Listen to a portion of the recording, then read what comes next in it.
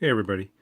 Today I'm going to do my review of the Eachine ET200R Raceband video transmitter, and I'll put links on the screen here and also in the description below to the unboxing and to the channel tuning tutorial that videos that I made, and this video will also be part of the same playlist.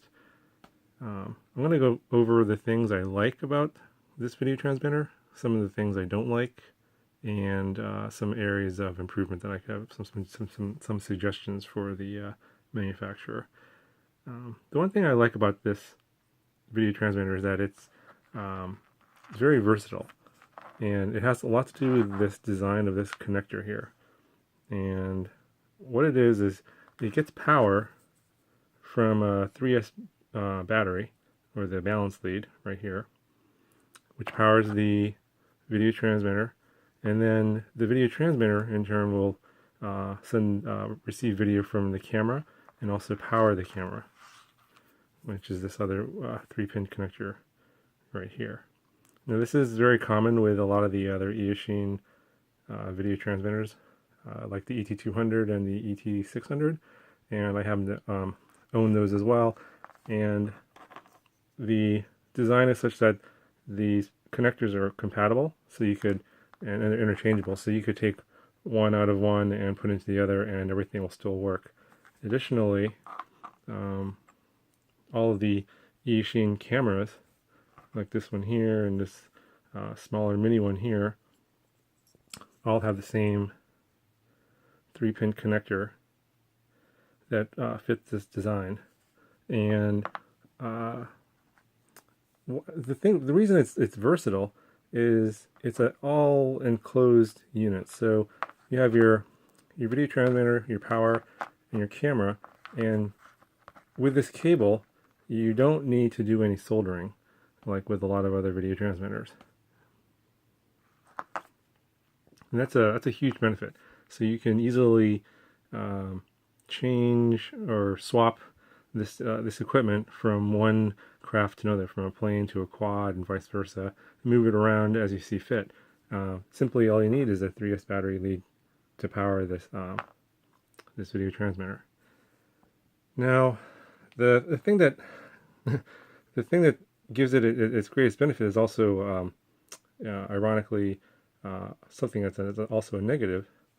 These cameras, while they're good cameras, if you wanted to say use a different camera, you are limited in your options because of the voltage that comes out of the video transmitter to power these cameras. These cameras are usually somewhat less than 5 volts. I would say between 4 and 5 volts, and I believe I've tested these, and the power that comes out of the video transmitter is about a little over 4 volts that comes out, and which it does pose a problem for a lot of standard board cameras that are typically in the 12 volt range, and there are some that are 5 to 12 volts and maybe 5 to say 22 volts, but this particular video transmitter won't be able to power those.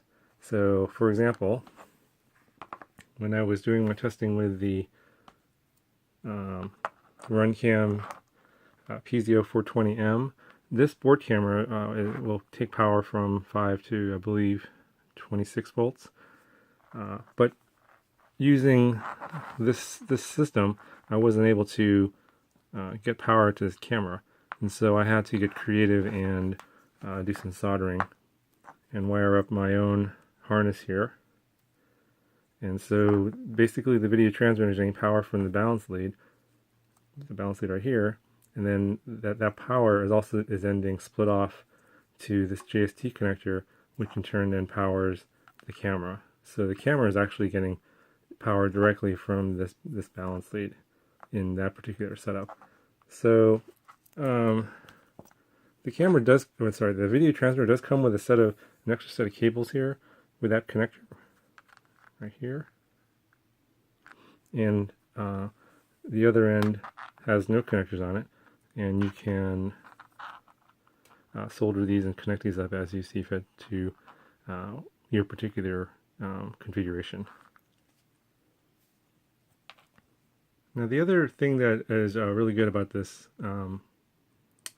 video transmitter is obviously the easy channel switching button, which is right here, and the LED showing which channel and band you're using. And as I said before, I'll put a link below with a video I made that shows how this operates and how you can easily change channels. This is a pretty big benefit compared to a lot of other video transmitters out there, where you have to fiddle around with dip switches and you can't tell which channel you're on. And when you're trying to fly with a large group of people, the ability to change your channel quickly and easily is a pretty big benefit. And that's one of the things I like about this transmitter the most, is the ease of making channel changes with this particular video transmitter. The other thing I like about this is the price. It's I believe about $18 right now on Banggood, and the ET200 here is, I believe, about $16.50. So for really like only a couple of dollars more, you're going to get the additional racebands, and that's a pretty nice benefit. The two transmitters are virtually identical. They look the same, and they pretty much operate the same. And all the cameras and the different settings I've used this transmitter, I haven't noticed any differences between the quality of the signal that comes out of one versus the other. So I have a feeling that they've basically taken the exact same design from the ET200 and modified it to add the additional racebands. So if you are an owner of the ET200 and you like that video transmitter, you'll probably find that the ET200R will be just as good with just the additional racebands for just a couple of dollars more. Now, so one thing that I don't like is the fact that they like everyone else, they throw in this linear polarized antenna that nobody uses. They're basically trash, and I don't know why manufacturers even bother putting these in. I know they got to put something in, but maybe not put, maybe don't include this and cut the price by $1 would be a nice suggestion. I don't know. Maybe the price difference won't make that much of a difference, but I see no point in even having these. I don't use them, and I just go straight to a circular polarized antenna anyway.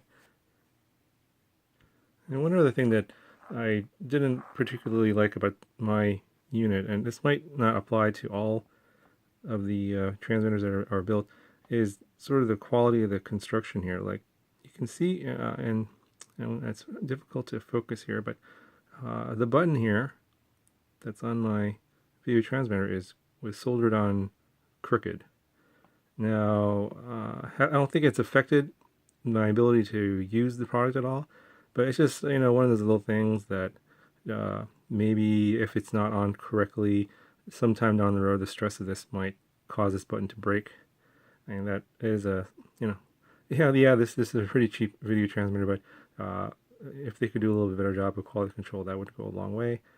The other thing that I've found in my experience, and I used to, I had an ET600 that broke because this connector here is pretty weak, and if you yank on this cable too hard without carefully pulling this socket out, or the connector out, then you'll end up ripping this connector off of the board, and there's no way to really fix that unless you're a magician at soldering, and pretty much makes this video transmitter useless. So they could either change the design to improve the strength of this connector so it stays on, or redesign it so that it's more protected.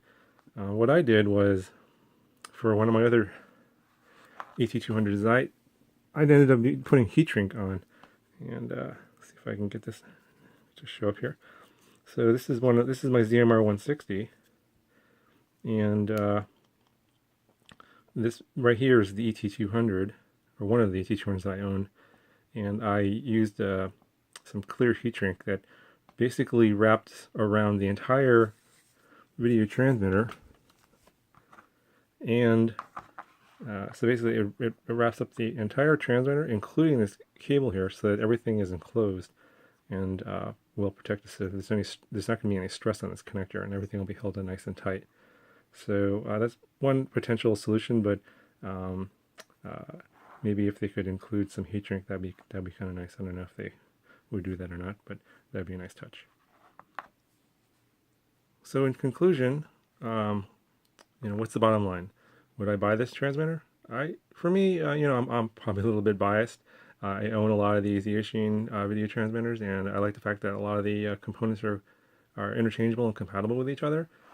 And this connector has its pros and cons. And if you have a lot of airplanes or quads, and you want to easily move your video transmitter and camera system around from one quad to another without having to buy a new video transmitter and camera for every craft you have, this might be a pretty good solution for you. You can, with this design, you could easily move these components from one craft to another without too much hassle.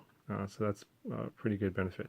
Now, if you are invested in a lot of other kinds of cameras, like the RunCam cameras here, or other ones that are more than 12 volts, then, and on top of that, if you're not good at soldering or don't want to do any soldering, then this is also a good solution for you, because you don't have to do any soldering. Now, if you don't mind doing soldering, you like to have your system all customized, this video transmitter will also work for that as well. It comes with a set of cables that lets you connect to pretty much anything.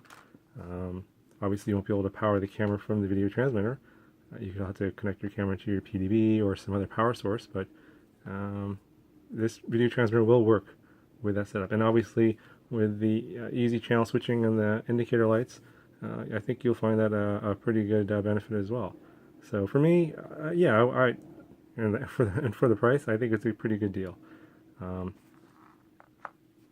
Anyway, so I hope you enjoyed this video, and I hope you found the information useful in your decision for buying or not buying this video transmitter. I will be posting flight footage that I happen to take with this video transmitter in additional videos that I will add to this playlist. So if you subscribe to my channel and follow the playlist, you'll be able to see additional video footage. So if you agree or disagree with my opinion on this video transmitter, feel free to comment below.